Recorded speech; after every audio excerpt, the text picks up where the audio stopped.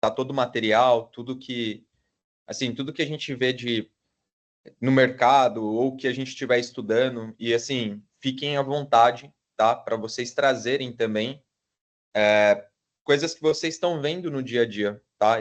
Essa é a ideia aqui da mentoria, é uma via de mão dupla aqui. A gente não vai estar sempre. Obviamente, a gente tem um preparo do nosso lado, da gente conseguir conduzir bem aqui nossas pautas, mas eu acho que para a pauta ficar mais rica é se vocês trouxerem coisas que vocês também estão vivendo no dia a dia, porque nisso traz aquela estiga de da gente buscar também essas informações, beleza? Vamos começar aqui então. Primeiro, queria agradecer aí todo mundo que está participando, né? A galera pessoal que topou aqui participar. A gente está numa fase bem introdutória dessa mentoria, tá? E tudo, vocês já devem estar vendo minha tela aí, né?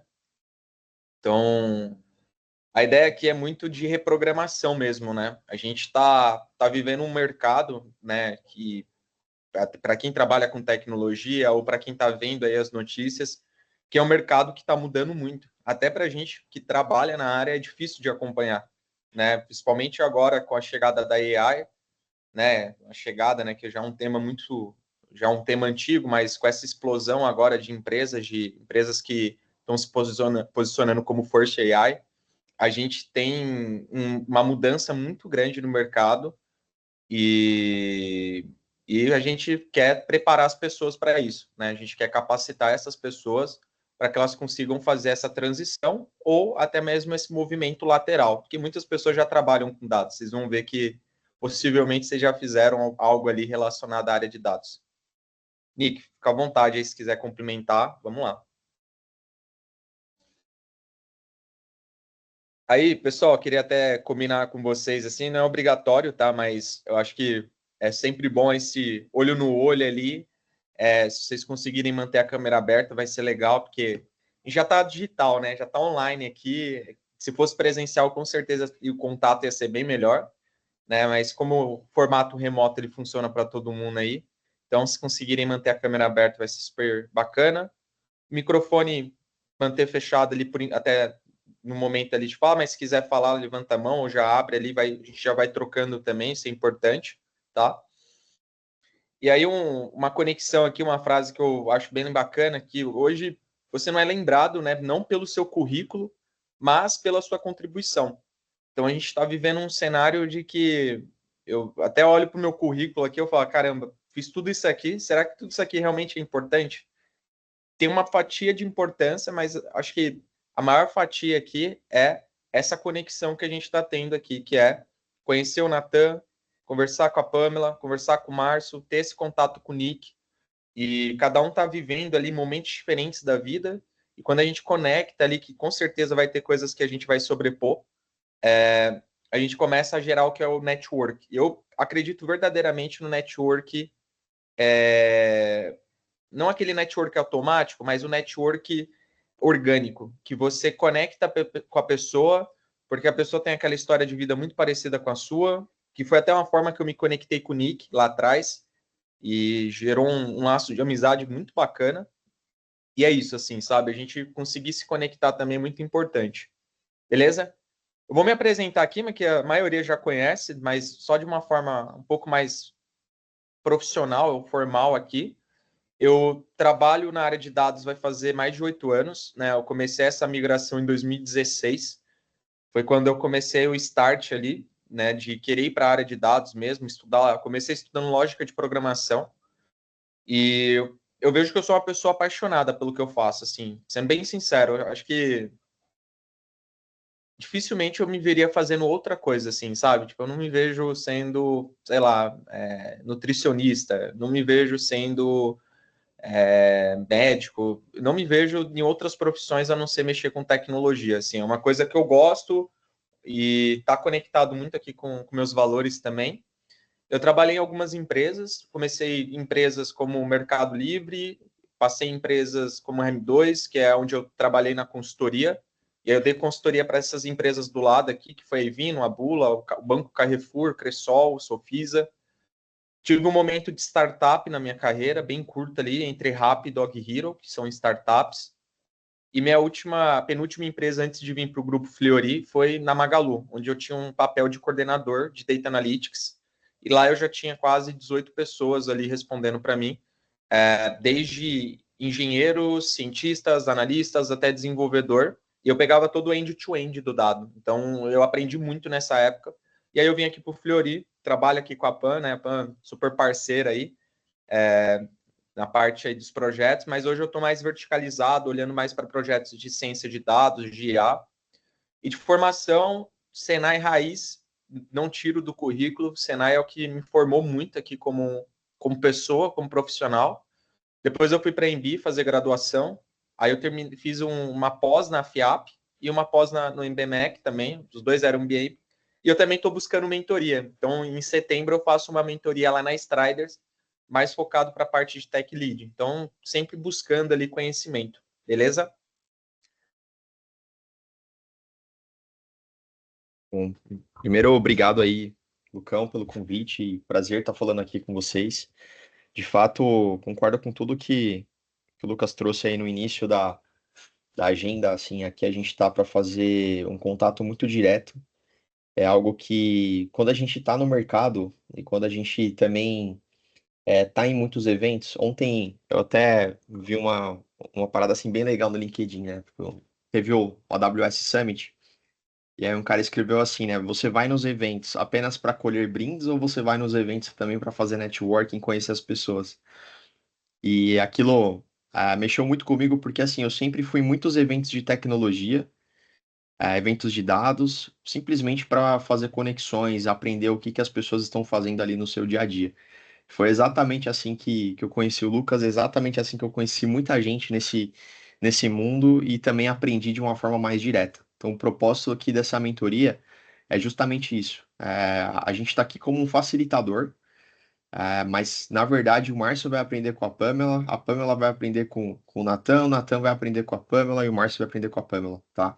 E a gente aqui vai facilitar tudo isso, vai orquestrar tudo isso, tá? Mas essa é a grande questão aqui, tá, pessoal? Então, me apresentando, eu sou o Nick Dutra, já sou especialista aqui em dados. Eu considero que ao longo da minha carreira eu fui um grande desajustado do mundo de dados, porque eu nunca me encaixei em muita coisa. Já fui um pouco de arquiteto, já fui um pouco de engenheiro de dados, já fui um pouco de data viz, já fui um pouco de tudo.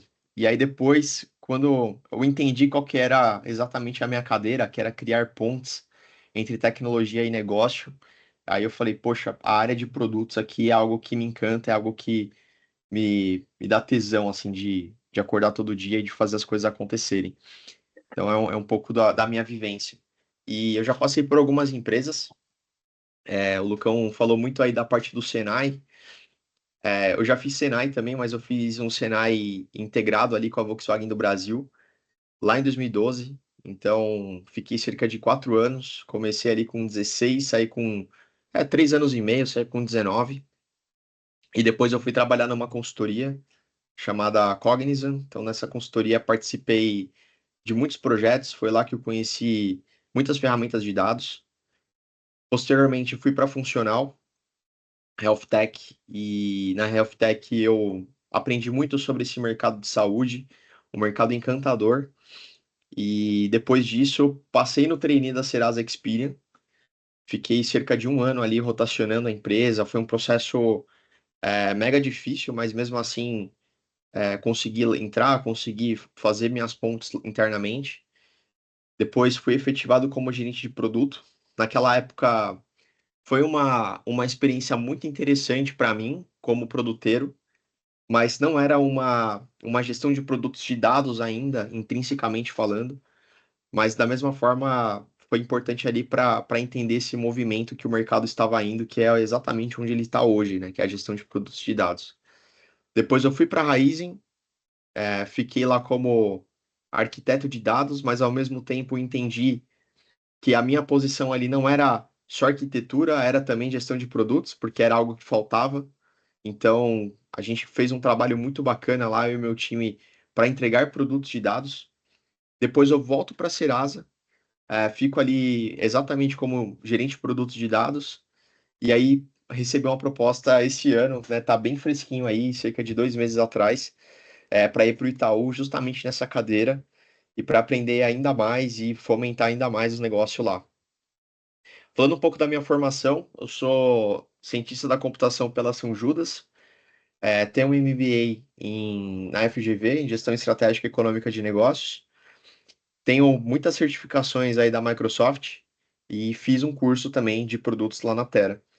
E uma curiosidade é que, assim, ao longo de toda a minha carreira, eu trabalhei muito com a ferramenta solução analítica Tableau, ajudei muito a comunidade, enfim, já fiz muitas palestras. E há 2 anos atrás eu recebi um reconhecimento de embaixador aqui no Brasil. Então já são 2 anos consecutivos aí. Terminou agora em setembro, né? A última reconhecimento, né, de embaixador. Tá para chegar um novo, eu não sei se eu recebo esse ano, mas assim, é uma coisa que eu falo assim com muito orgulho, porque foi muito trabalho envolvido aqui para conquistar e, enfim, né, tive algumas oportunidades aí, né, tanto de viajar um evento em Londres, né, que foi o evento da Tableau, e também tive a oportunidade de palestrar lá em San Diego, esse ano em abril, né, levando aí a bandeira do Brasil à frente. No evento um todo foram apenas 3 brasileiros palestrando. Então era eu, Marcelo Haas e um rapaz lá do Bradesco. Então tenho muito orgulho também de contar isso. E sintam-se muito bem-vindos aí. Vai ser uma jornada incrível, tá? Esses 7 sábados seguidos aí. Contem conosco. Aqui então, pessoal, para fazer também essa virada de mesa, se vocês puderem se apresentar aí, quem puder começar, falar um pouquinho aí, nome, né? Já está aqui também, mas profissão, empresa que trabalha, contar um pouquinho ali também o que você espera da mentoria, só para a gente dar esse passo aqui.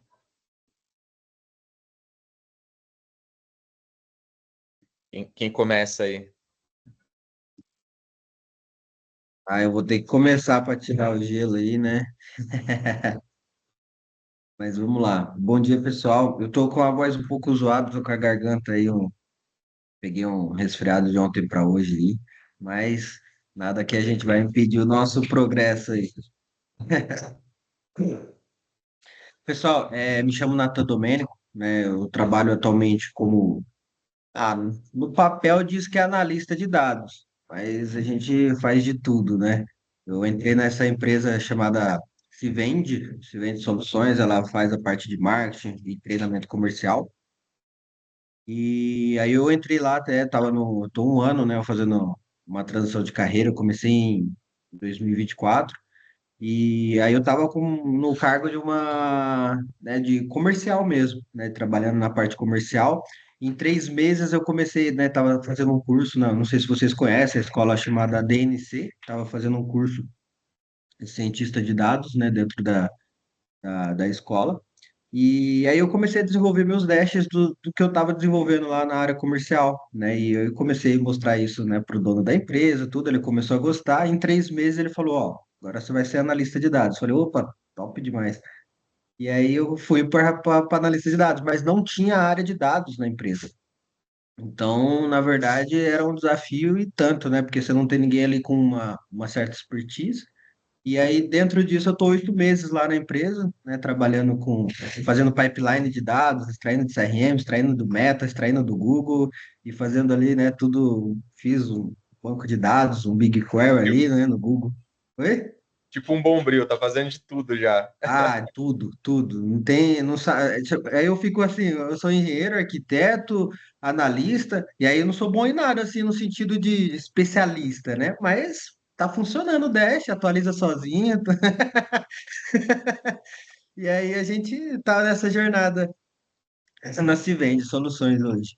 E aí eu busco, né, com a mentoria, eu busco entender um pouco mais a área no sentido de, né, qualificação, o que que o mercado hoje realmente, né, ele exige, o que que eu posso levar de novo aí para a empresa que eu atuo.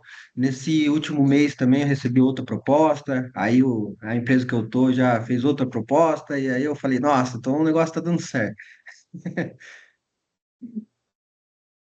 Bom demais, cara. Essa E essa é a minha jornada aí, um pouco aí com a área de dados.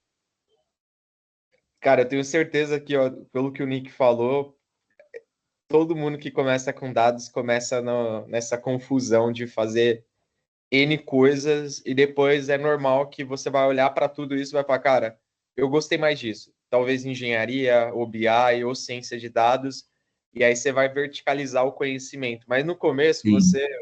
eu falo porque na RAP, na Dog Hero, eu era esse cara aí que você tá falando. Eu fazia de tudo um pouco mais, assim. Ah, tem pipeline para construir? Tá bom, manda aí, eu faço também, não tem problema. Tem dash? Vamos fazer dash. Tem análise de dados? Vamos fazer análise de dados, não tem problema. Eu acho que aproveita esse momento também, porque tem um estudo de Stanford, é, conhecimento em T, né? Então, primeiro você tem um horizontal ali, uma visão horizontal das coisas, e depois você verticaliza, né? Então, isso é importante também. Boa. Valeu, Natan. Obrigado, hein, cara. Falou. E fora gestor de automações, NTN truando lá na empresa. Boa. Bom, vamos lá. Bora. Quem que é o próximo aí? Quem quer apresentar? Se apresentar. Tem Aí eu muita puxo o opção. bonde. Puxa o bonde aí, então. Cara. Eu Vai puxo lá. o bonde. Bom dia, rapazes. Tudo bom? Gente, eu sou a Pamela, vulga Pan, trabalho aí com o Lucas. Hoje eu estou num papel. Você está escutando o retorno? Eu estou escutando o retorno da minha voz, desculpa. Acho que o Natan Hoje eu fechou estou o no papel microfone. de especialista de produtos, Aí. vulgo parte portfólio também dentro do Grupo Fleury. Venho galgando a área de projetos e a área de agilidade já vai fazer uns 10 aninhos. Estou no Grupo Fleury junto com o Lucas, por isso que eu estou aqui. Trabalho hoje, desde julho do ano passado, com o time de Data. Venho aprendendo muita linguagem deles e foi um mega interesse estar próximo deles, porque é uma área explosiva, né? Hoje a gente está com um desafio lá de aplicação de soluções com IA, e aí até o Lucas a gente vê trocando bastante figurinha aí, que tem muitos AI agents aí que a gente precisa brincar dentro da companhia. E por que que eu tô aqui, né? Porque eu espero dessa mentoria. Eu tenho um mentor aqui nessa sala que fala para mim que eu posso me tornar uma grande PO aí, né, de data. Então vamos ver se eu tenho skill mesmo para isso. E é isso, pessoal. Vamos continuar a jornada aí desenvolvendo produtos de dados. Boa. E tem bastante skill mesmo. Tô suspeito para falar. Boa. Vamos Vamos lá. crescer. Marção, agora sobrou para ti. Olá, bom dia a todos. Primeiro, Natan, me desculpa, mas eu estou de plantão aqui no serviço, tá? Eu acabei não ouvindo aí a sua apresentação. A minha experiência, eu sou formado como técnico em pré-impressão, aí depois eu fiz uma faculdade de superior em tecnologia gráfica, eu atuo aí há 27 anos na área de embalagens. Meu foco sempre foi em embalagens porque não há como você ir no mercado, numa farmácia, num material de construção e não comprar algo com embalagem. Então, sempre foi um ponto de interesse aí. Eu tenho 3 pós-graduações. A primeira de projetos. Eu fiz uma pós em projetos e, em paralelo a essa pós de projetos, eu fiz um curso para auditoria. Auditor líder da qualidade. Até consegui essa certificação. Não revalidei, hoje eu tenho conhecimento, mas eu acabei não revalidando nisso daí. Tem uma segunda pós, toda essa formação foi dentro do Senai, o técnico, a faculdade e essa primeira pós, né?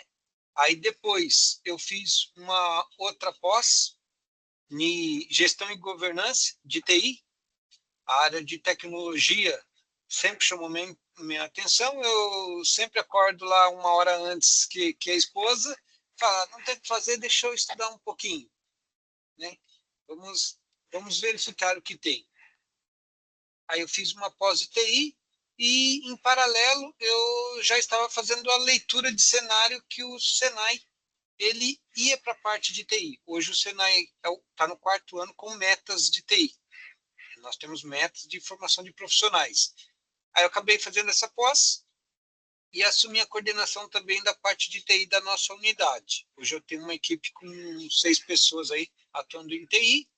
E depois eu fiz uma pós voltado para a área de docência, pedagogia. Para crescer aqui dentro, eu preciso disso. A minha experiência profissional, eu fui líder em uma gravadora de cilindros, de embalagem. Aí depois, por estudar, aí houve uma incompatibilidade com a empresa. Eu fui para a gerência de produção aos 26 anos. Aí eu cuidei de uma equipe de mais de 200 pessoas. Para ser sincero, eu contratei, montei a equipe. Nisso, eu consegui desenvolver a empresa como segundo fornecedor Ambev, né? A Ambev só tinha um fornecedor, então estava meio que refém desse fornecedor. Eu consegui desenvolver como segundo fornecedor, e eu fui convidado pelo gerente de produção da Ambev Rótulos para ser um supervisor industrial. Pedi demissão como gerente de uma empresa média e fui para supervisor industrial na Ambev. Fiquei na Ambev um tempo. Aí teve um fator pessoal, que foi o falecimento da minha mãe, e me fez mudar um pouco, pensando mais em qualidade de vida. Na Ambev desenvolvi muito potencial para gestão de metas, que recomendo. Digamos, é uma loucura permanecer muito tempo, mas para você aprender é uma excelente escola. Aí, nisso, eu tenho irmãos gêmeos, tá? Eventualmente vocês encontram, eu tenho irmãos gêmeos, eu sou a 6ª geração de gêmeos na família, meu irmão está na Dupont. Aí meu irmão já trabalhava no Senai, falei, opa, vou ganhar um pouco de qualidade de vida, eu vou para o Senai. Fiquei 8 anos no Senai. O Senai tem uma competição de inovação, então uma coisa que eu gosto é de inovação e desafio, então eu acho que essa área de tecnologia tem muito disso, por isso eu busco aprender sobre essa área, né? Aí consegui competições estaduais, 5 medalhas de inovação, né, e de design. Aí, ok, acabei estudando visibilidade. Há 8 anos eu assumi a escola. Hoje em dia eu trabalho com metas, né? Nós temos metas de receita, nós temos meta de matrícula, e aí eu trabalho com base em metas e quero aprender mais por isso, para tomar decisões e conseguir influenciar a minha equipe e formação de outras pessoas para o mercado de trabalho, e aprender também pensando em empregabilidade. Até porque daqui a um mês chega uma pequenininha aí para mim, né? Vou ser papai, então empregabilidade é importante. Parabéns, parabéns aí, Márcio, pela notícia. Obrigado. Aí. Muito bom, cara. Vamos para cima. Então vamos lá, então, pessoal. Tem bastante coisa aqui para a gente passar, tá? Hoje a ideia da primeira mentoria é a gente trazer a base, a fundação, né? Do que a gente vai olhar. Então tem coisas aqui que vocês vão olhar e vão falar assim, poxa, mas isso aí é óbvio. Isso aqui eu já sei, talvez, ou não, né? E conforme for passando as mentorias, a gente vai aprofundando nos temas. Então hoje é muito mais uma introdução, e aí as próximas vão ser já mais aquela ideia da gente verticalizar. Vamos começar aqui o que é um dado, né? O que é um dado? Né? A gente está sempre falando ali de inteligência artificial, a gente sempre está falando ali de Power BI, de Dash, mas tudo começa no dado, né? Se a gente não tem dado, a gente não tem inteligência artificial. É basicamente isso. A inteligência artificial é o combustível, o dado é o combustível da inteligência artificial. Não tem outro caminho, tá?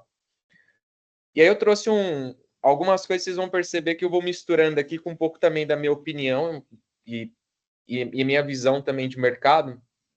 O dado, são aqueles valores que a gente acaba atribuindo a algo, né? E não necessariamente esses valores precisam ser números, né?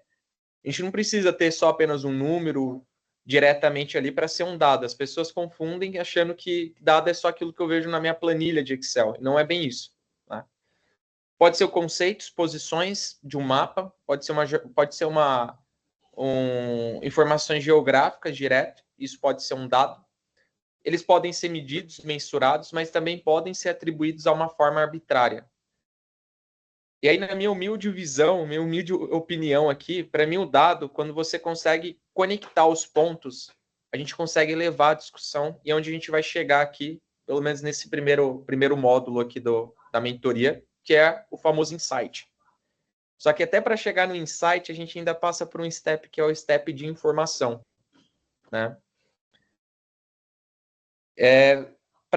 Olhando aqui, trazendo um case user aqui para vocês, tem muita gente que está falando sobre o Nike Air Jordan, né? Principalmente, eu acho que nesses últimos anos, eu tenho até visto, assim, muitos executivos aí usando o Nike Air Jordan, até em palestras ali, porque é um tênis que voltou com muita força. E nesses últimos anos, eu acho que a Nike, assim, ela tem feito um trabalho muito forte com o uso de dados, tá? Quando a gente olha para esse tênis, a gente não consegue, talvez, de forma tão clara assim, ver o dado que tem aqui. Mas a Nike consegue. A Nike, ela consegue ver que esse modelo é um Air Jordan One Retro Height. Ela consegue saber o apelido desse tênis. Ela sabe qual que é o material, que é um couro envernizado brilhante com toda estrutura. Ela sabe quais são as cores predominantes nesse tênis. Ela sabe quais são as logos, porque a Nike ela tem alguns nichos diferentes, não tem só o Jordan, né, como frente de negócio. Ela sabe qual que é o estilo do tênis, no caso esse tênis aqui é um tênis de cano alto, e é um tênis muito conhecido aí para quem gosta aí de colecionar e, enfim, acompanha essa maratona. E aí, galera, assim, o que eu pergunto, assim, que eu deixo de pergunta para vocês, né? Para vocês poderem refletir, assim, o que a gente consegue fazer a partir dessas informações, desses dados que, na verdade, ainda estão parados aqui, que a gente vai passar pelo fluxo de chegar e gerar um insight. O que a gente consegue fazer? Aqui a gente começa a pensar um pouco, quando a gente começa a entender um pouco ali do uso da inteligência artificial, a gente começa a entender que dá para fazer segmentações de campanhas, análise de comportamento de compra, otimização de lançamento com o famoso drop strategy e previsão de demanda. Vamos lá, vamos dar um passo atrás aqui. Se eu, dono de uma marca, estou vendendo um tênis, eu sei quais são as características do meu tênis, eu sei quem é o público que compra, se é um público mais novo, um público já na meia idade, um público mais velho, como que eu sei quem que é o perfil de pessoas que compram meu tênis ou a minha marca ali diretamente? Como que eu posso trabalhar no desenvolvimento de novos produtos a partir daquele comportamento? E a Nike entendeu muito bem essa sacada, porque quando ela faz um drop strategy, basicamente ela está recomendando no site dela ou na vitrine dela tênis parecidos com esse Nike aqui que eu estou mostrando para vocês, esse Nike Air Jordan aqui. E aí dali que começa o uso da inteligência artificial, que é conseguir criar uma automação na ponta com campanhas segmentadas, como análise utilizando machine learning, que a gente vai falar bastante sobre machine learning, né, que é o aprendizado em máquina. Só que o dado parado lá por si só, se alguém que não tem essa visão olha para essa imagem e fala assim, isso aqui é só um tênis. Mas esse tênis tem essas características. E uma vez bem trabalhado essas características, a gente consegue chegar nessas 4 frentes de projeto. Que isso aqui daria facilmente para fazer lá uns 4 projetos se a gente trabalhasse na Nike, tranquilamente. Previsão de demanda, então quanto tênis está saindo, quanto que a gente vende, quanto que a gente precisa mandar para uma certa unidade, porque a Nike ela também precisa ter previsibilidade de estoque, precisa ter previsibilidade de demanda para quanto que ela vai mandar para os fornecedores, né, para as lojas ali, as vitrines que ela tem disponível. E outro exemplo bem legal aqui, que é vou explorar bastante a Nike hoje, tá? Porque para mim é uma marca assim que se consolidou muito no mercado nos últimos anos. A Nike ela lançou um app chamado Nike Fit.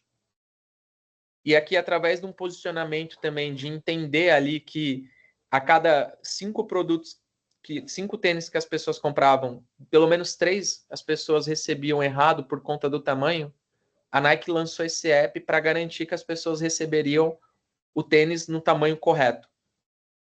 E aqui o que ela fez? Ela utilizou, primeiro, muita análise, muito dado, para conseguir esse insight de que estou tendo problema com o meu estoque. Os tênis estão voltando porque a pessoa compra errado, não fica confortável no pé, e aí ela acaba tendo que fazer todo esse reverso da logística aqui para conseguir mandar o tênis de volta, né, para o CD. Então, aqui que eu começo a ver o valor do dado. né? Quando a gente não só tem aquele dado parado lá, mas a gente passa por uma informação, um insight, e a partir desse insight eu consigo usar até mesmo aqui, seja criar uma dashboard para acompanhar, seja criar uma IA para poder gerar esse tipo de mecanismo aqui, né, dentro dos sistemas que a empresa tem. E é aqui que a gente vai desdobrar um pouco aí nossa mentoria, tá? Passando um pouquinho aqui, a gente tem alguns tipos de dados, né?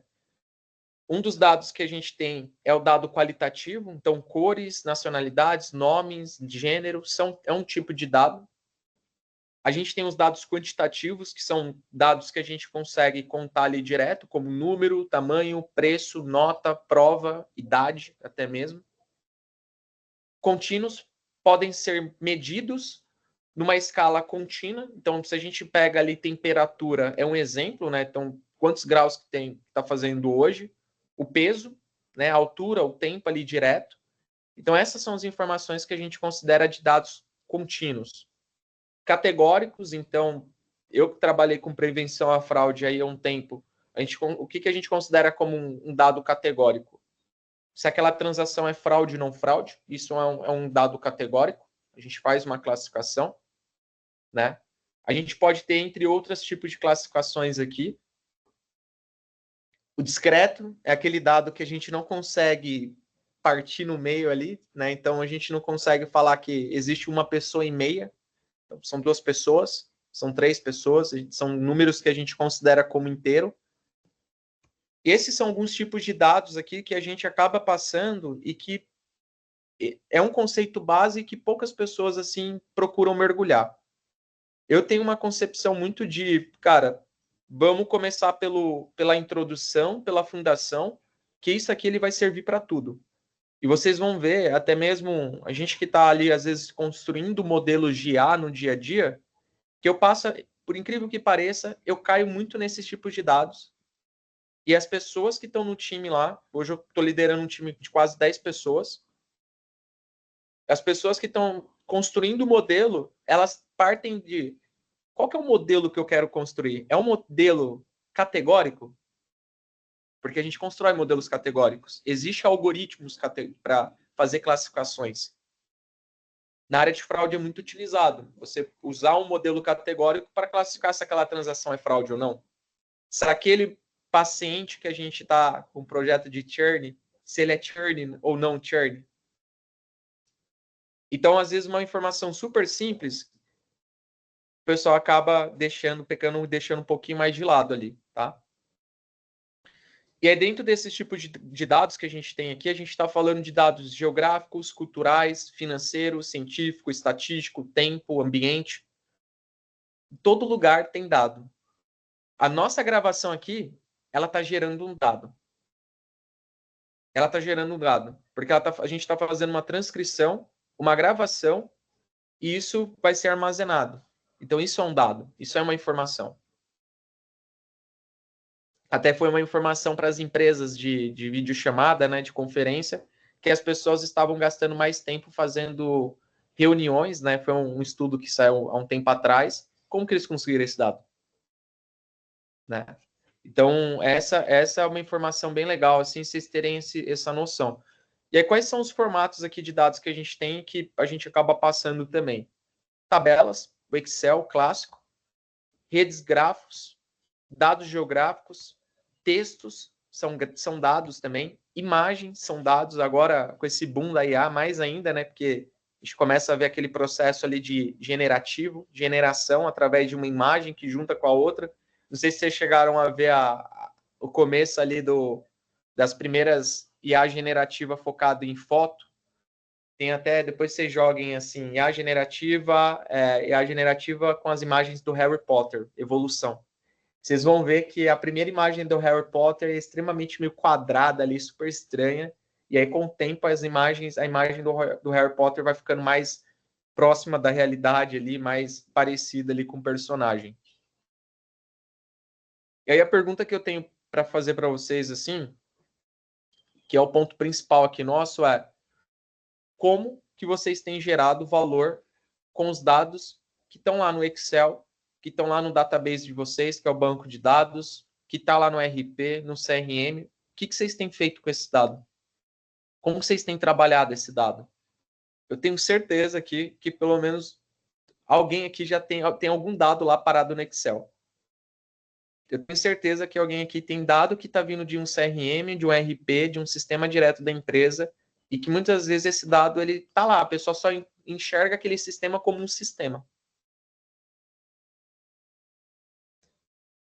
Esse é uma provocação mesmo, assim, porque quando a gente muda essa chave aqui para a gente que está trabalhando ali com dados, eu olho assim para algumas coisas e falo, cara, isso aqui é dado. O que eu consigo fazer com isso aqui? Né? E dentro, principalmente na área, no ramo aqui de atuação de ciência de dados, tem um desafio muito grande que é conectar tudo isso aqui com tecnologia e negócio, porque negócio quer ver resultado sempre. Tinha um projeto de um professor meu, na época que eu estava na IBMEC, ele trouxe um projeto que eu nunca imaginei que era possível de fazer, que ele trouxe sobre como saber se o desgaste de um pneu de trator, como que a gente consegue ter previsibilidade se aquele pneu a gente vai precisar fazer a troca dele e quando que a gente vai precisar fazer a troca. E aí, só para vocês terem uma ideia, um pneu de trator gira em torno aí de uns 10 a 15 mil reais, aí, dependendo do trator. Tem trator que o pneu chega até 30, 40 mil reais. Ele trabalhava na Vale e ele comentou sobre isso. E um ponto interessante é que ele começou a usar muitas técnicas ali de IoT, ele começou a fazer alguns registros, dados que já estavam registrados lá no sistema, já tinha muito dado lá que o pessoal fazia o nome do pneu, a categoria, o tempo de vida útil do pneu. Ele começou a trabalhar aquele dado e modelar o dado para ele construir um modelo de predição. De quando que esse pneu eu preciso fazer a troca dele. Quando que eu preciso fazer o recall dele. É daí que a gente começa a entender um pouco como esse mundo aqui, ele tem essa virada de chave, como que a gente consegue conectar melhor e criar esses projetos no dia a dia, tá? Manda lá, Nick. Então, só complementando aí, Lucão, que assim, até essa questão de overbooking, né, que a gente vê, essa questão de avião aí, hoje em dia, muito dessa popularidade do overbooking, na verdade, ela tem surgido por conta dos modelos também, né?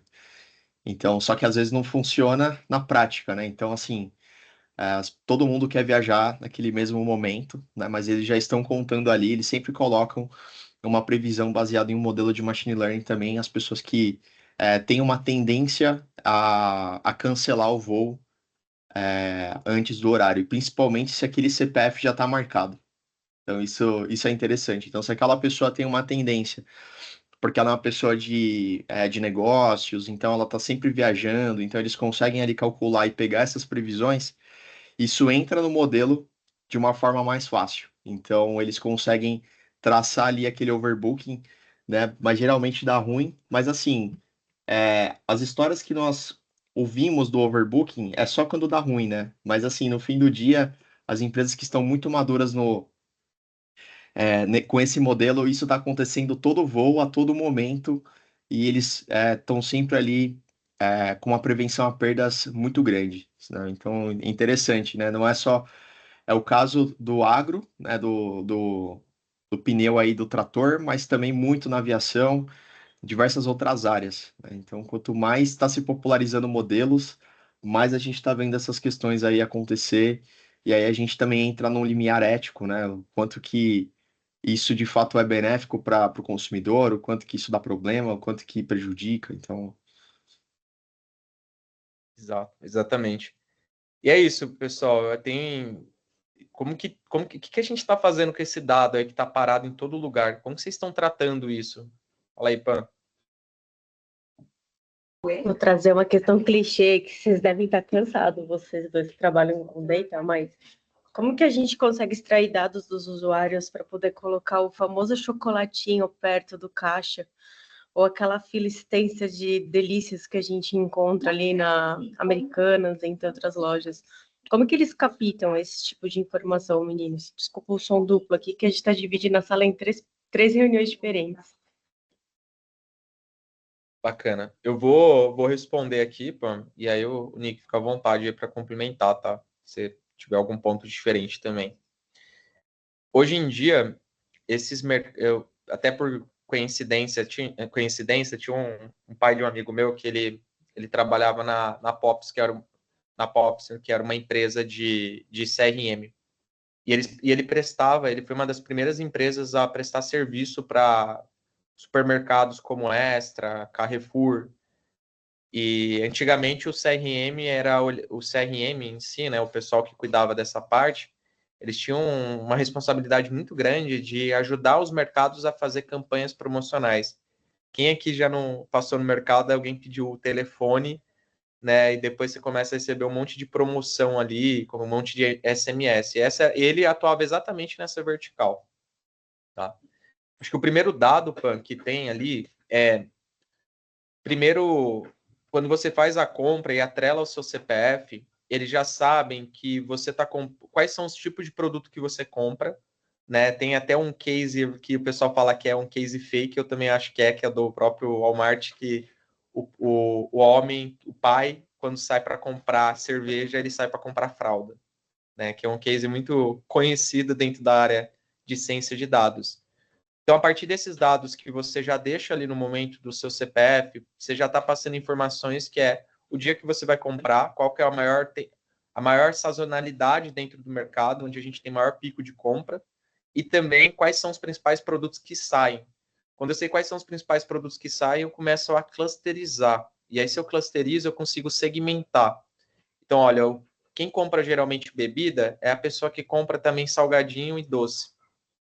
Então, aquela vitrine que tem, aquela geladeirinha que tem da Coca-Cola do lado, perto do salgadinho que eles estão colocando, pelo menos no mercado aqui São Vicente, perto de casa, é assim, uma geladeirinha da Coca com salgadinhos e alguns sneakers. Então, ali é até um posicionamento estratégico, até de prateleira, né, de esses produtos eles já saem naturalmente juntos. Então, em vez de eu colocar um lá no final do mercado, outro no meio, outro na outra ponta, por que não juntar? Por que não deixar mais próximo para aumentar minha conversão? Só que eu já passei por dois modelos de ciência de dados: clusterização, segmentação e até personalização. Se quiser, eu posso começar a personalizar e fazer uma recomendação para esses clientes de uma forma mais inteligente. Na época desse pai do meu amigo, que trabalhou no banco muito tempo, o Newton, ele trabalhava fazendo um pouco disso, aí ele evoluiu para o que a gente está vendo hoje, que é o machine learning. Mas na época ele tentava extrair o máximo de informação e o momento da sua compra ali com o seu CPF ou o seu celular, era dali que ele conseguia gerar mais essa personalização. Não sei se responde a pergunta. Né? Pô, pra caramba.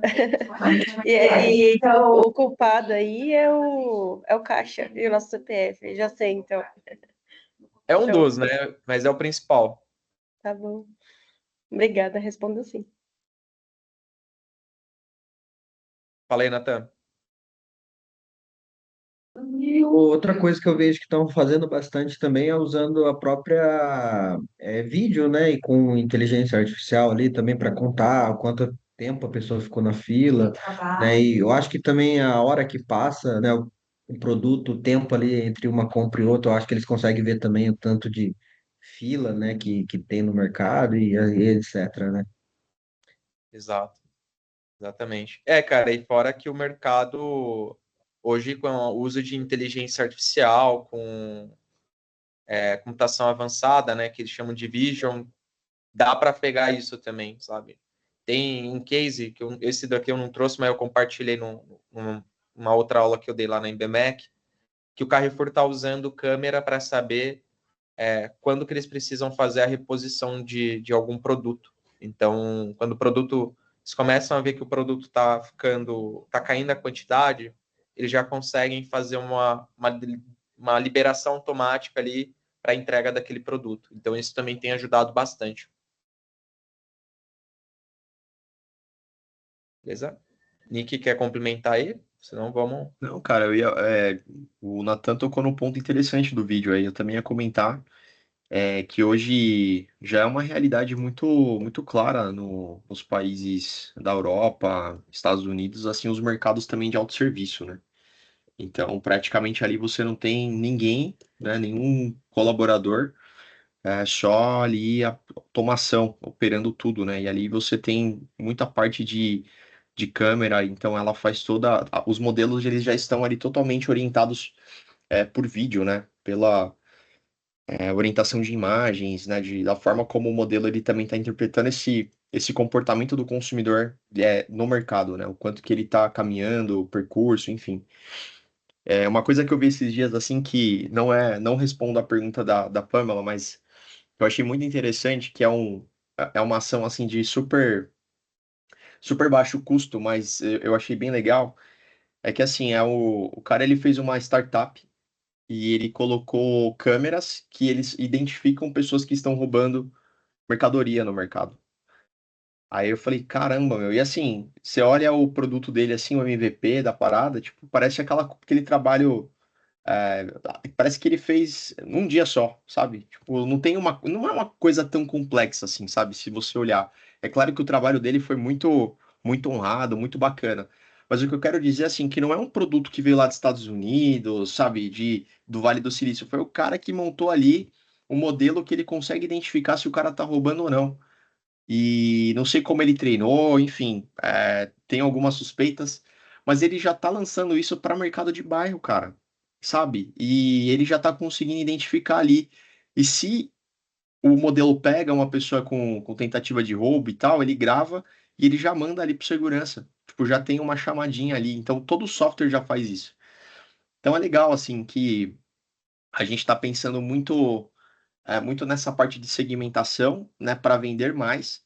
Mas a IA ela também entra nesse trabalho de staff para proteger mais o supermercado, sabe? E não é um investimento tão grande, não é um investimento que vai comprometer ali, né, faturamento. Muito pelo contrário, sabe? Tá cada vez mais produtizando isso. E isso é legal, né? A parte da imagem, da câmera, do periférico, do IoT. Então, no fim do dia, isso é um trabalho de IoT, né? É uma tecnologia de IoT. Então, isso tem ganhado muitas forças aí, né? Principalmente no varejo. Boa. É isso, galera. Eu acho que tem dado para tudo que é lado e agora a gente começa a pensar ali como a gente precisa conectar mais isso.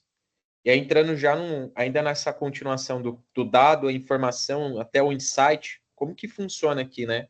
A gente tem a pirâmide Dick, é uma pirâmide, é um conceito.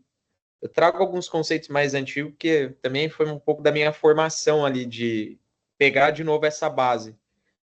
O que vocês veem nessa base aqui, nessa pirâmide? O dado bruto. É o dado sem ele estar lapidado. Você tem lá símbolo, você tem um estado bruto, você tem várias informações, que nem o Nick comentou de uma tecnologia de IoT que está gerando dado ali, está gerando muito dado que você pode extrair alguma informação até gerar um insight, né? O exemplo ali do trator, né? A própria, imagino a quantidade de tratores que a Vale deve ter para manter também, né, o custo. Você tem um dado ali que você pode utilizar tanto para fazer a parte de campanhas promocionais, você pode utilizar para parte de até utilização na área de prevenção à fraude, na área da indústria também, a indústria gera muito dado. Mas esse dado por si só, ele não. Vocês concordam comigo que ele não serve para muita coisa se você não conseguir analisar esse dado? E aí que aqui nessa pirâmide a gente sobe para uma segunda etapa que fala muito sobre quando os dados ganham significado, quando a gente consegue dar significado para aquele dado. E aqui ele coloca as perguntas que a gente precisa responder: o que, quem, onde e quando. Então, para que esse dado? Quando que eu consigo utilizar ele? Quem que vai usar esse dado? Se eu tenho uma tabela lá com um monte de transação de pagamento, um monte de transação de pagamento, um monte de log de acesso, e não sei para que eu vou utilizar, é só um dado parado. Ele não gera valor nenhum. Mas se eu sei que aquele dado de transação de pagamento, eu tenho o meu perfil do meu cliente, eu sei o horário que ele está indo no supermercado, eu sei quais são os produtos que estão saindo, eu sei se aquela transação foi contestada ou não, que é o famoso chargeback. Se pelos logs de acesso eu consigo saber que existe uma média de tantos usuários acessando o meu sistema e quando isso dispara, a gente tem um Spark possivelmente eu estou sofrendo um ataque de algum lugar, porque os logs mudam, a volumetria aumenta, e daqui eu começo a trazer mais sentido até chegar na ponta, que é o conhecimento, que é onde a gente consegue, beleza, eu já gerei informação, já sei o que eu preciso fazer, agora eu preciso botar isso em prática, que é o que o Nathan comentou. Cara, eu tô aqui fazendo de tudo, eu tô fazendo ETL, eu tô fazendo LT, eu tô juntando isso numa tabela, eu tô colocando isso dentro de um dash, agora eu tô colocando lá no N8N para fazer uma automação, para gerar uma informação, gerar uma aplicação dentro do WhatsApp ou do e-mail. Aqui que a gente começa a falar um pouco mais, de fato, da aplicabilidade do dado. A base é essa. O dado por si só ele não serve para nada. Mas quando a gente começa a cascatear um pouco mais isso, a gente começa a entender ali como que a gente consegue fazer, de fato, o uso dele. Tá? E aí, seguindo aqui, tem uma curva também de conhecimento, que aí, até para solidificar um pouco mais assim essa ideia, a gente tem um dado, depois a gente tem a informação, que é onde a gente começa a ver alguns pontos de interação ali direto. A gente já tem o conhecimento, porque a gente conecta esses dados, a gente começa a conectar uma coisa com a outra. Opa, esse cliente aqui que compra fralda, possivelmente ele também compra cerveja quando ele vai no horário da noite, a partir das 10 horas da noite no mercado. Né? A partir dali eu gero um insight, então beleza, já sei que tem um potencial cliente aqui que vai comprar esse produto. E aqui na sabedoria e se eu oferecesse para ele até mesmo para aumentar minha conversão? E se eu oferecesse para aquele cliente lá da Nike, que é o cliente que é fan user da marca, heavy user da marca, que ele compra sempre aquele tênis Air Jordan, preto, vermelho, e do nada ele compra outro tênis, do nada ele compra... E se eu oferecesse para ele o meu pacote aqui, a minha prateleira de outros Nikes da mesma linha? Aí aqui a gente chega na etapa que é chamado de sabedoria, mas nada mais do que a aplicação ali na prática, né? De pegar esse dado, passar por essa esteira, até chegar na etapa da gente conseguir usar para algo mesmo aplicável. E aí, um conceito que eu queria compartilhar com vocês, eu vejo muito isso na prática, eu vejo muito isso, eu via muito isso na Magalu, tá? No Fleury, eu acho que a gente está caminhando para tentar construir essa cultura data-driven. A própria Pamela já falou, cara, como a gente constrói isso, como que a gente... E é complexo. É complexo porque quando a gente começa a pensar em cultura orientada a dado, ela tem que ser um movimento que vem lá de cima para e que desça para as outras frentes para gerar esse impulsionamento de toda reunião que eu for participar com o Márcio, eu vou levar um dado, eu vou levar um insight, eu vou levar uma análise, eu vou levar um KPI bem construído. E que na maioria eu tenho certeza aqui que pelo menos alguém já passou por isso, de entrar numa reunião e a pessoa que está ali falando, ela não ter dado, não ter nada, ela só está falando porque ela tem aquela experiência e tá tudo bem, a experiência também é uma forma da gente tomar decisão, tem momento que a gente não vai ter dado para tudo, tem momento que o dado ainda não está ali nem no seu sistema, você vai ter que pensar em como registrar, mas se você tiver o dado e conseguir levar para uma reunião, a reunião ela vai ser direcionada não a partir do achismo, não só a partir da experiência que a pessoa tem, mas com dado e número. E é aqui que a gente começa a falar de data driven. Mas antes da gente chegar nisso, a gente tem algumas camadas aqui. A gente tem a camada aqui de data negation. A gente tem a parte de camada que é quando a pessoa gera uma curiosidade. Então, primeira camada, as pessoas elas são resistentes ao uso do dado. Ela tem o dado, mas ela fala, não, eu não vou fazer um SQL aqui, eu não vou gerar uma tabela dinâmica no Excel, eu não vou fazer isso. Ponto. É minha opinião, eu acho que é isso e eu vou seguir dessa forma. Só que aí o Lucas tem uma opinião que possivelmente, em algum momento, vai ser diferente da do Nick. Em algum momento vai ser diferente da Pamela. E a gente principalmente a gente que está trabalhando em empresa, Senai, trabalhando no Fleury, trabalhando qualquer empresa aqui, se a gente for tomar as decisões, a gente não tem que tomar decisão só pensando no que é bom pro Lucas, e sim no que é bom para a empresa. Afinal, a gente está dentro de uma empresa. E aí o segundo pilar aqui é o pilar que as pessoas elas têm até curiosidade. Ah, o dado? Ah, isso aqui está na minha planilha, é um dado? Ah, legal. e morre nisso. Talvez a pessoa faz ali uma tabelinha em outra, leva uma coisa e outra, mas não traz isso para o dia a dia. O terceiro pilar é a pessoa tenta usar o dado quando tem alguma necessidade. Então, estamos montando um tal de OKR aí, né? Lá dentro da empresa. Aí, o que é o OKR, né? Que são os indicadores ali que a empresa quer levantar, as metas que a empresa quer levantar. E aí, nesse momento, existe a necessidade de precisão de dados. Não podemos tomar uma decisão a partir do achismo. Precisamos ter um dado histórico para entender nosso ponto de partida, para a gente calcular isso aqui. E é legal porque aqui tem o try, né? Que a pessoa está tentando, de fato. Agora ela tem uma necessidade, ela precisa do dado ali, porque possivelmente a diretoria vai questionar, tá, mas como você chegou nessa meta? Qual que foi o seu racional? Da onde que você partiu ali para construir esse indicador? O quarto pilar, e não o último, e antes da gente chegar num data driven, que é o que o pessoal já fala no mercado, e é muito cool, é muito sexy, fala, não, a minha empresa é baseada em dados. O quarto, ele fala um pouco sobre as pessoas começarem a justificar as suas tomadas de decisões com dados. Elas já estão caminhando ali, tá? Na cara do gol. O último pilar é as pessoas são orientadas a dados. Qualquer decisão tem que ter dado. Eu vou trazer um exemplo de uma empresa que eu trabalhei lá e eu vi isso muito forte, assim, pelo menos na área que eu estava ali, o contexto de prevenção à fraude de crédito.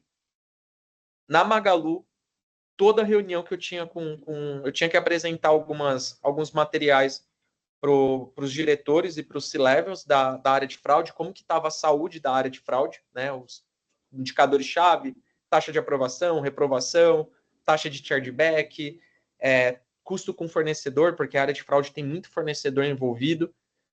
Eu tinha que levar dado para a reunião. Eu não podia chegar lá e falar assim, olha, eu acho que a taxa de aprovação esse mês está tanto. Não. Além disso, todo o projeto, ele sempre foi construído, e aqui eu acho que cai muito no mundo do Nick, que é o Data Product Manager, que é, a partir daquela necessidade, eu começo a olhar e falar, opa, isso aqui pode ser uma funcionalidade para o meu cliente. Nubank. Nubank faz muito bem isso. Nubank é uma empresa de tecnologia pura, baseada em dados. Empresa pura. Ela não coloca, assim, ela coloca o cliente no centro, mas eu não sei se vocês já ouviram um podcast da Cristina, bem legal, assim, que ela fala sobre os valores da Nubank.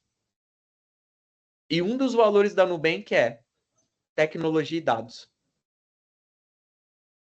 Tecnologia e dados. Lembra que eu falei que não pode estar só aqui no operacional ou no tático? Tem que vir lá do board, tem que vir lá do C-Level. Então, o Márcio que está montando uma equipe, se no partido o Márcio que está coordenando essa equipe, possivelmente esse bottom-up não vai acontecer? Porque existe uma questão cultural também. Esse é o maior desafio de você implementar uma cultura data-driven. Data-driven é uma cultura.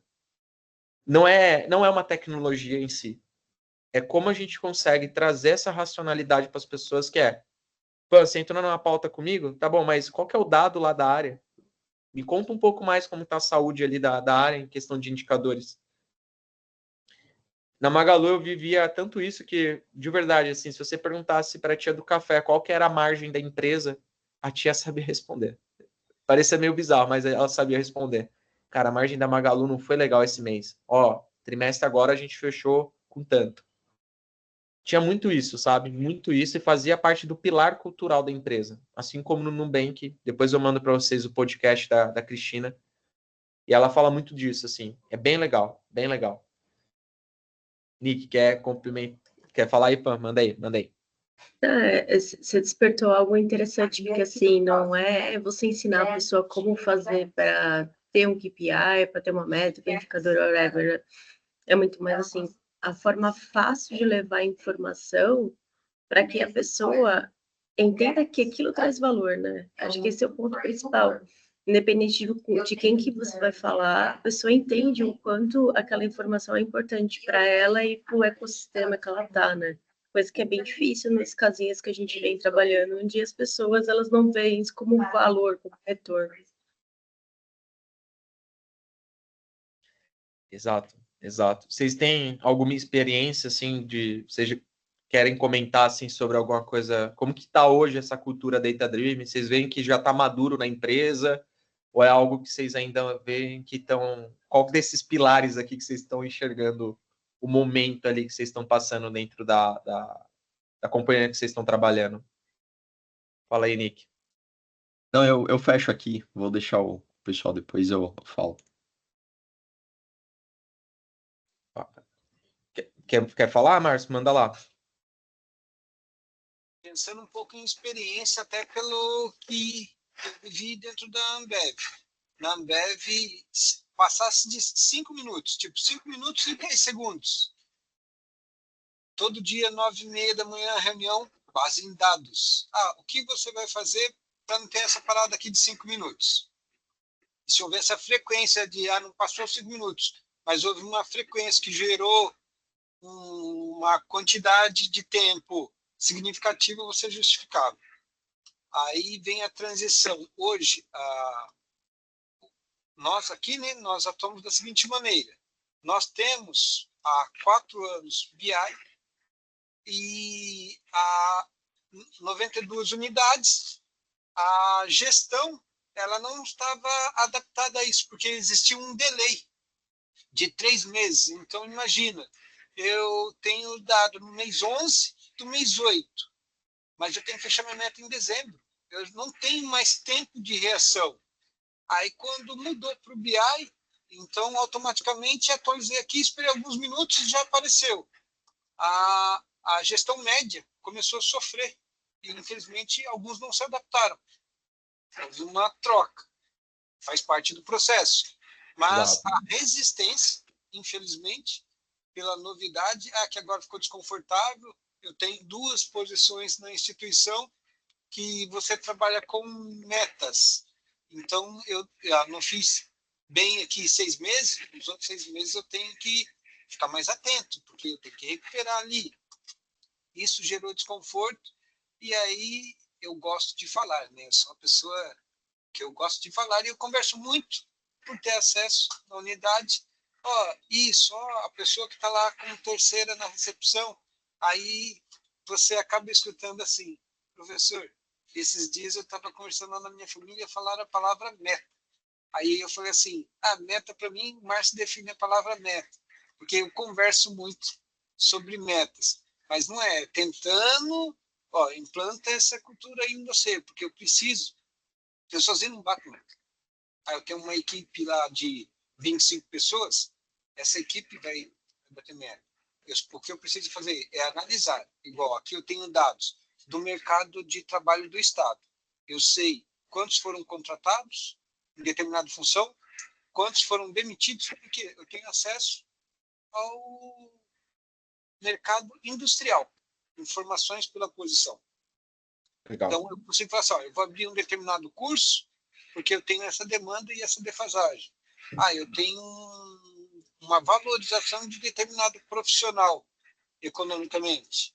Então, peraí, então vamos incentivar algumas pessoas ou orientar, a gente até orienta aqui, essa base de dados, e infelizmente uma das coisas que a gente observa é assim, não sabem trabalhar com os dados. Por que eu falo isso? Eu tenho um exemplo, disponibilidade e taxa de ocupação. Eu tenho uma meta lá de 80% de taxa de ocupação. Aí pega a minha equipe está com 89%. Mas, eventualmente, você pega a unidade está com 73%, não está batendo meta. Só que aí você olha e fala assim, diretor, é assim que acontece. A minha equipe, nós temos 5.400 horas de disponibilidade. A minha equipe é 26%. 74% está na outra equipe. Eu não vou conseguir fazer a escola bater. Professor, a gente precisa orientar essa pessoa a trabalhar esses dados, porque, por mais que eu faça, nós não vamos bater, professor. E essa cultura, às vezes, gera conflito, porque ainda não entenderam, não é ali simplesmente um indicador, são informações para auxiliar na gestão. Exatamente. Boa. Cara, perfeito, assim, ó. Baita uma outra visão ali, né, que o Senai ele tem que alocar esses profissionais no mercado, né? Então, como que você trabalha com um dado de mercado, um dado aberto ali que já está disponível às vezes, para conseguir trabalhar esse efeito demanda e oferta, né, que você tem no mercado. Ô, Nathan, quer falar? Manda aí. Manda aí. Ele tá embaixo. E quando você colocar essa cultura em uma empresa que nem tinha área de dados, né? Mas o dono da empresa, né, ali onde eu trabalho, ele gosta muito de dados, né? Mas ele não conseguia calcular tudo e tirar insights, né, dessas informações. E nesses 8 meses ali que eu tô, né, atuando na empresa, acho que assim, a gente deu vários avanços bem bacanas. Hoje a gente consegue controlar as reuniões dos closers, né, que seria ali o nosso time comercial. Eu fiz uma automação lá com IA, né, que ela avalia a reunião, a gente tem um passo a passo do que tem que ser executado dentro da reunião, né, comercial. Então, essa IA, ela consegue avaliar esse passo a passo, dar uma nota, um feedback ali no final, envia por e-mail para o closer. E antes a gente não conseguia mensurar essas informações no sentido, tipo, pegava uma ou duas ou três reuniões, avaliava ela, mas não conseguia avaliar o montante, né? E aí eu desenvolvi, né, essa questão, né, de conjunto com o IA, que hoje a gente consegue avaliar todas as reuniões dos closers, né? Então eu fiz ali um dash e tudo mais com informações que a gente consegue acompanhar, né, a performance na semana, do dia e do mês, enfim. E o maior desafio realmente é as pessoas entender que aquela informaçãozinha é importante. Por exemplo, eu preciso preencher isso aqui, né? Tipo, no sentido de, por que que eu tenho que colocar esse dado aqui, né? Por que que eu tenho que clicar naquele botãozinho? Por que que eu tenho que... E aí você ensinar e ter essa cultura, existe muita disciplina, né? Principalmente quando você fala em time operacional, né? Então, eu acho que tem que estar sempre ali batendo naquela tecla para poder a pessoa entender que aquilo ali é importante. E se não tem a supervisão, começa a deixar de lado, daqui a pouco não tem mais aquela informação. Então, e aí ensinar isso com o supervisor, ensinar isso, né, para a operação ali, nossa, é um desafio muito grande, né, para essa cultura de entender que aquilo ali é importante. Nossas campanhas de marketing antes a gente não sabia qual era a campanha que estava performando na questão de venda, não sabia qual era o cliente. Aí eu desenvolvi todo um funil de pegar desde a campanha, trazer as informações até o CRM, porque eu consigo acompanhar até o realmente, né, de ponta a ponta, né, o que está acontecendo aí nesse funil comercial. Né? Então, eu sinto que a dificuldade também é realmente ensinar isso para as outras pessoas, para elas pensarem junto, né? No caso de executar junto e saber que todos os detalhes ali da operação, ela é importante para poder, né, orquestrar a empresa ali ter mais resultado e a gente conseguir dar ênfase no que está dando certo e, né, reformar ou inativar aquilo que não está dando, não performando, né? Mas essa é a minha experiência aí com a empresa onde estou atuando, né? Legal demais. O Nick, quer complementar aí alguma coisa, algum ponto de vista? Cara, o pessoal aqui já deu a aula aqui, já falou tudo, né? Mas assim, cara, a minha opinião, sempre quando tem esse assunto data-driven, é assim, né? E eu até falei isso no, no, num podcast que eu fui, né, recentemente, que assim, quando a gente fala, por exemplo, você tem um exemplo que eu dou, né? Assim, você tem um diretor financeiro ali. Mas qual que é o dia a dia do diretor financeiro? O diretor financeiro, ele tá lidando com a grana da empresa, lidando com o caixa e tudo mais. Mas você não fala assim que ele é o diretor do dinheiro. Você fala que ele é o diretor financeiro porque o processo financeiro como um todo, de estruturação, de caixa, enfim, ele é muito criterioso. Você tem muita técnica, você tem ali muita teoria. E aí ele se autodenomina como diretor financeiro, né? Ou CFO ali. E quando a gente fala aqui de dados, a gente segue a mesma linha de raciocínio, né? Porque assim, você tem ali o. E isso não tá errado, tá? Aqui é mais uma provocação do que uma crítica. Aí você tem ali, né, o gerente de dados. Você tem a pessoa ali que cuida do dado. Então, assim, o dado ele continua sendo um ativo, assim como o dinheiro é um ativo, assim como a matéria-prima também é um ativo. Então, quando você fala assim, a pessoa que ela é orientada por dado, tá, mas qual dado? Esse dado virou informação? Esse dado virou insight? Esse dado tá me direcionando para alguma coisa? Então, por isso que, assim, existe uma certa confusão na cultura data-driven, porque, assim, o que que é? É você ter um painel? É você ter um modelo? Então, assim, se você tem uma decisão, se você tem algo analítico, para mim, o nome deveria ser muito mais insights-driven, analytics-driven, do que data-driven. Porque o dado por si só, você se orientar por ele, não quer dizer nada, sabe? Assim, levando ao pé da letra da coisa, tá? Isso que eu quero dizer.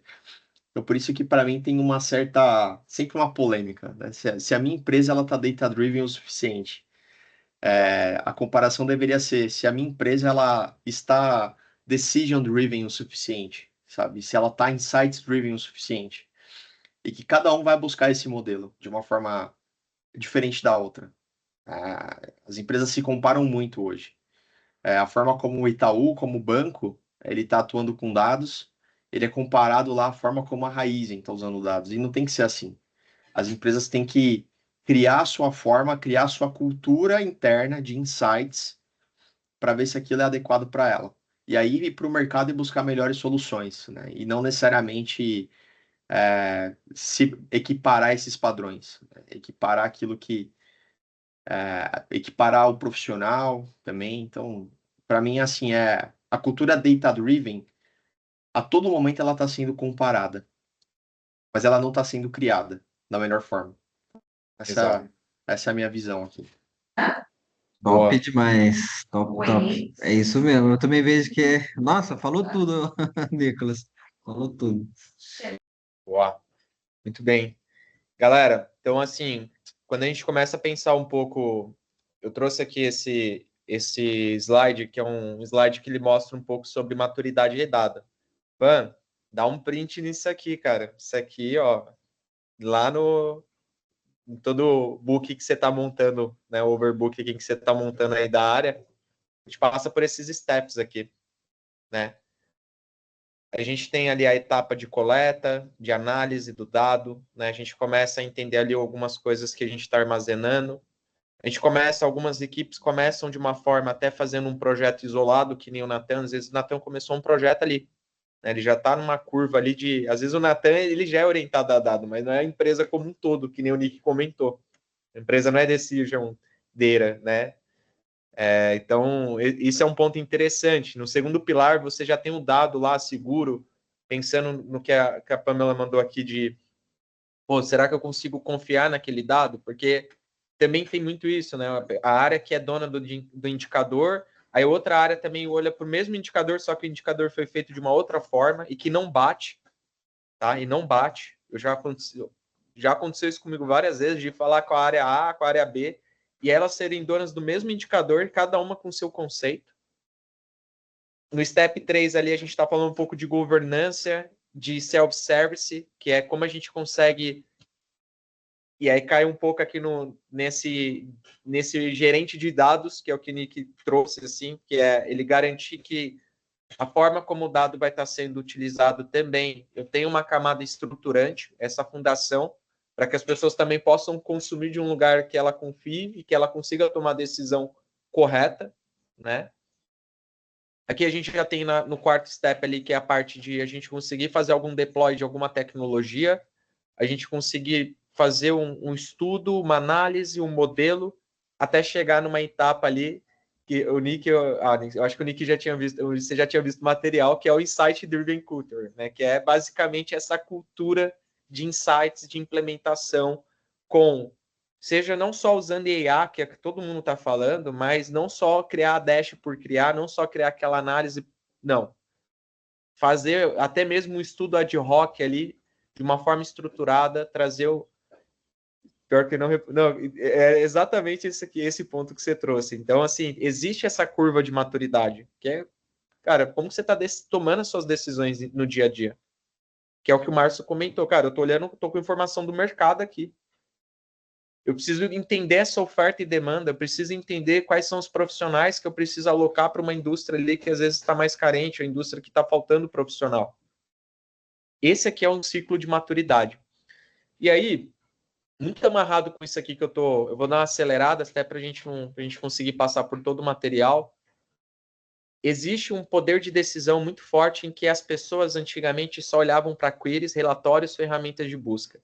A gente evolui no decorrer do tempo para o BI, que é o Business Intelligence, que é aquele olhar para o passado, olhar para uma base histórica. A gente começa a criar dashboards, a gente começa a criar scoreboard, a gente começa a criar alguns KPIs mais de acompanhamento ali. Todo esse processo a gente passou de relatório, análise e monitoria. A gente caiu numa etapa muito de automação, então eu, nesses últimos 8, 9 anos, ouvi muito sobre automação de processo, e agora a gente está falando muito de análise preditiva, principalmente com inteligência artificial. A gente saiu do que aconteceu, por que aconteceu, o que está acontecendo, o que sempre acontece e o que pode acontecer. E, pessoal, esse até foi um material, assim, um workshop aí que a gente aplicou aqui dentro no Fleury. Machine Learning o pessoal já usava IA há um tempo já. Mercado Livre é prova viva disso. Mercado Livre já usava IA quando eles fizeram todo o projeto de full. Depois eu mando até me lembrem, tá, para eu mandar essas coisas para vocês. Tem um podcast incrível chamado iPod, do Leandro, uma entrevista com o Leandro Bassoi, que é um dos VPs de logística do Mercado Livre, que foi VP, né, do Mercado Envio. Hoje ele não está lá, ele está como CEO da Madeira. E ele usou muito dado para tomar decisão, para criar o processo de full, que é a compra, eu compro hoje e chega no mesmo dia, eu compro hoje e chega amanhã. Como que eu faço esse processo de logística? Como que eu mudo esse supply chain que antigamente era de uma forma, a gente tinha entrega lá do Sedex de 12 dias para ser o Express ou 30 dias. Como que eu saio de entregas com esse espaço de tempo para uma entrega com D-1 ou D+1, que seja? E agora a gente começa a olhar muito para isso de uma forma, talvez eu acho que a camada principal ali da IA é a camada de generativa, que é o que a gente está vendo muito, geração de imagem, geração de texto, geração de código. E aqui a gente está falando tudo ali agora, vivendo essa onda de as empresas querem saber cada vez mais o que pode acontecer, para diminuir o quê? O risco. A empresa está tomando risco todo dia. Todo dia. Só que a curva de complexidade, ela só aumenta. Porque se eu quero chegar lá, eu tenho que viver alguns steps primeiro, né? E esses steps, eles são a fundação. A gente não começa a casa de cima para baixo. Tirando a China, que a China, eu vi que a China estava fazendo já em casa de cima para baixo, aí é uma exceção, mas a gente começa a casa pela fundação, né? Então, vamos lá. E aí tem esse penúltimo gráfico aqui, que são, deixa eu ver que horas são, 10h23 aqui. A gente tem a captura de realidade, então a gente tem aparelhos eletrônicos, telefone, tablet. Depois a gente começa a organizar esses eventos em planilha, banco de dados, CSV. A gente começa a fazer algumas análises mais estruturadas. E a gente começa a viver um pouco da era da intuição ali, visão, falando de indústria 4.0, web 3.0, open data, porque tem muito dado público e aberto hoje para ser consumido. E inteligência artificial. A gente sai da era do valor, da informação, do conhecimento. Estamos vivendo a era da sabedoria. Há 3 anos atrás, não sei se vocês já ouviram falar em alguma palestra, que é hoje a gente tem muito conhecimento à disposição. Quando eu comecei a estudar a área de dados, para mim o maior desafio era saber por onde eu começava. E a minha troca foi com um analista de dados do Mercado Livre, que eu falei, cara, eu quero entrar na área de dados, mas por onde eu começo? E ele que me indicou, assim, falou, ó, começa por lógica de programação. Vai ser só a base. Hoje a gente tem um ChatGPT aí, né? Então fica mais fácil de estruturar. E a gente vai ver um pouco sobre isso. Tudo isso que vocês trouxeram está dentro de um frame muito claro, que é pessoas, processo, ativos, dados e tecnologia. Se a gente consegue ter isso bem estruturado, para quem está no board, para quem está ali numa cadeira de gestão, fica mais fácil de você orquestrar isso, para que o operacional entenda que a decisão ali no dia a dia, ela não pode ser partida só, né, do achismo, que se ela tem dado, ela pode usar isso a favor dela, que é o ponto que o Márcio, o Natan comentou aí. Tá? Se eu fosse indicar um livro para vocês, pessoal, não sei se vocês já leram, esse livro é muito clichê, Storytelling com Dados. Eu tenho ele aqui de prateleira, no fundo aqui está com um monte de livro. Esse livro aqui, ele ensina como você conseguir contar histórias com dado, como você usar um gráfico em determinado momento, como você se preparar para um material, como você extrair valor de fato daquele dado que está ali parado e ninguém olha para ele e não dá o devido valor até chegar na etapa lá de insight. Então, fica uma indicação, é bem bacana, tá? Não, é um livro que me ajudou bastante assim, a abrir um pouco a mente em relação a como contar histórias com os dados. Aqui a gente casa muito com data-driven puro, assim, de como eu consigo puxar aquela reunião que às vezes a pessoa que está na reunião só fica falando, mas com um simples dado, um simples indicador, eu consigo contar uma boa história. E aí, tô quase acabando aqui, a gente fazer um intervalo aí de pelo menos uns 5, 10 minutinhos. Vamos entrar aqui em profissões, que é um tema bem legal também, que muitas pessoas me perguntam. E eu acho que o Nick também recebe muita pergunta nesse sentido, que é, Freitas, cara, tem muita... Eu recebo de verdade, assim, pelo menos 2, 3 vezes no mês eu recebo essa pergunta, que é tanto no LinkedIn ou no Instagram ali, mais no LinkedIn. Cara, a área de dados é uma caixinha que quando você olha para ela, você tem um monte de ramificação, você tem um monte de caixinha, né? Como que eu olho para essa caixinha e entendo quais são as profissões que eu tenho, que tem match com o meu perfil. Se a gente olha para o front, a gente tem especialista em database, que aqui no Brasil não é tão comum, mas na Europa é muito comum. Você tem especialistas em visualização de dados. Você tem um Data Product Manager, você tem um PO de dado também. Você tem um cientista de dados, você tem um analista de dados, engenheiro de analytics, o especialista de governança, consultor de dados, BI de develop. E aí, quando você vai para o back, que é mais próximo ali do código, então menos contato com stakeholders e usuário, você tem administrador de banco de dados, engenheiro de LLM, de MLOps, de engenharia de machine learning ali direto, arquiteto de dados, engenheiro de dados. O que muda? Do meu lado aqui, esquerdo, um está mais próximo da infra, um está mais próximo do código, e do outro lado, um está mais próximo do usuário e do negócio. Eu ficaria aqui talvez 3 horas falando para vocês o que é cada um desses aqui, porque é muita coisa. Eu vou falar assim 2, 3 exemplos de cada lado, só para vocês entenderem o que cada um faz no dia a dia. O engenheiro de dados do back, ele é a pessoa que é responsável por organizar o dado. Ele é responsável por criar o famoso ETL, que é o que o Nathan comentou no começo da nossa mentoria.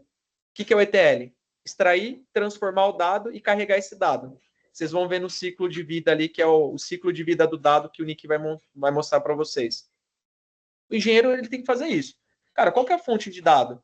Ô, Márcio, você tem um sistema lá na máquina, ele tem log, ele tem informação? A gente tem a API dele? Tem. Beleza, vamos conectar ele, vamos pegar esse dado e vamos jogar no nosso database. Esse é o papel do engenheiro. Tem outras coisas que o engenheiro pode fazer, mas, assim, inicialmente, o engenheiro ele tem que entender de onde é o dado, qual que é a fonte e como que ele faz para tratar esse dado e carregar em algum lugar. O arquiteto, ele está olhando quais são as ferramentas que o engenheiro deve utilizar, não só o engenheiro, o analista, o cientista. Eu vou usar Google, eu vou usar a AWS, eu vou usar Azure, eu vou misturar, eu vou ter uma arquitetura ali um pouco mais olhando para um data house, um data lake. Ah, não, eu quero construir um data lake house. Eu quero trabalhar com outros tipos de nuvem. Eu quero uma estrutura híbrida. Eu quero ter uma estratégia de híbrido, né, com 3, 4 tipos de cloud. O que eu quero? Eu quero ser multi-cloud. Então, o arquiteto está olhando muito para isso. Resumo da ópera dos engenheiros aqui de MLOps e LLMOps, ele é o cara que ele apoia o cientista de dados a dar sustentação nos modelos. Porque, assim, uma vez que a gente cria um projeto de machine learning, alguém tem que olhar para ele. Não é só assim, opa, criei, joga por cima do muro, se vira. O modelo, vou deixar ele lá rodando. Tem um livro que é o Executivo e o Cientista, do iFood, que é bem legal, do Sandor e do Diego, que o Sandor ele fala muito do termo skin in the game, que é, cara, o cientista ele precisa botar a pele em jogo também dele ali, não é só criar o modelo. Ele dá sustentação no modelo que está em produção.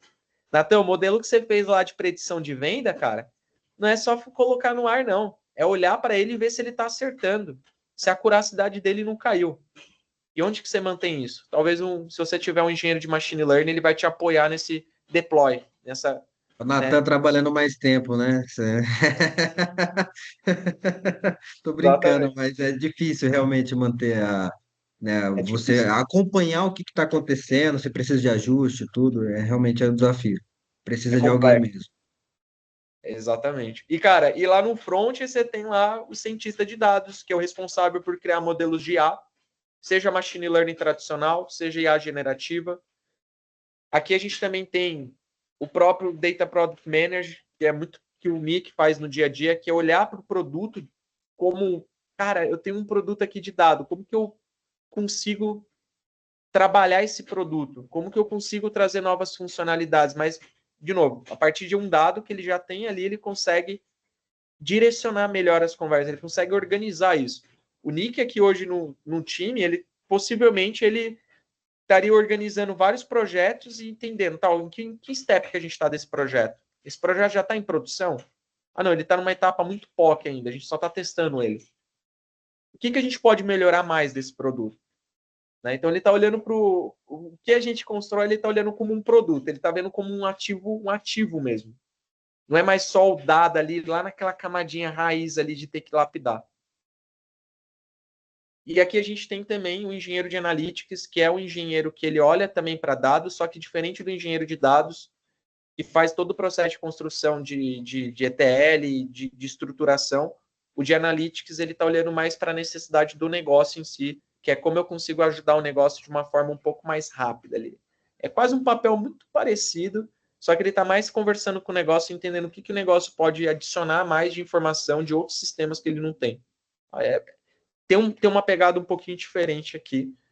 E o BI é o que a maioria aqui já conhece, né? Desenvolvimento de dashboards, desenvolvimento ali, não é de Power BI, porque Power BI é ferramenta, né? O BI é muito além disso, é você saber fazer modelagem, seja no formato Star Schema, seja no formato Snowflake, vai além, o Power BI é só ferramenta, Tableau é só ferramenta, tá? Eu deixei uma lista para vocês aqui, até para tentar adiantar aqui. Esse é o primeiro exercício, eu subi lá no nosso portal, tá? Para vocês poderem acessar. É vocês lerem esses.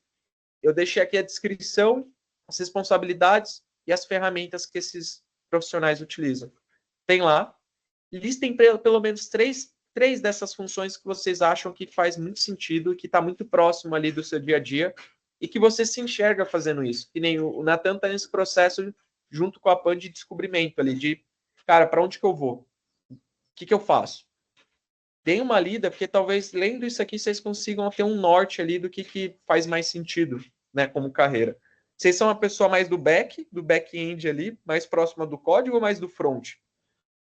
Eu confesso, eu comecei no front. Comecei como analista de dados, fui analista de BI, cheguei a dar consultoria e eu mantenho muito ainda no front. Eu até cheguei para engenharia de dados, mas eu não me enxergo sendo um engenheiro de dados, apesar de ter um know-how ali, conhecer como que funciona o processo. Eu trabalho com ciência de dados, que eu gosto de ter essa interação, ter esse contato com stakeholders, é área diferente. E aí, para a gente acelerar e fechar um pouco esse processo, eu trouxe alguns indicadores de negócio aqui e algumas pesquisas, tá? De mercado.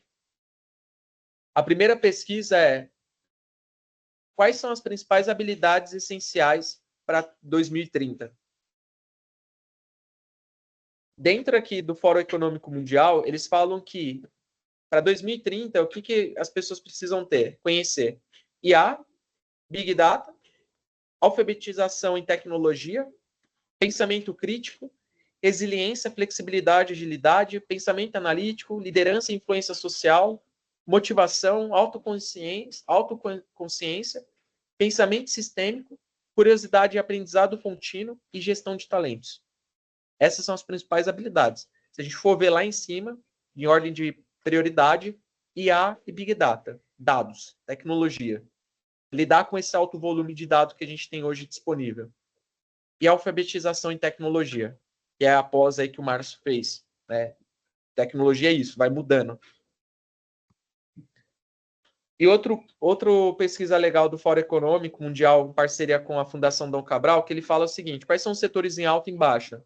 Tecnologia da informação, energia renovável, financeira, agricultura, baixo, manufatura e serviços administrativos.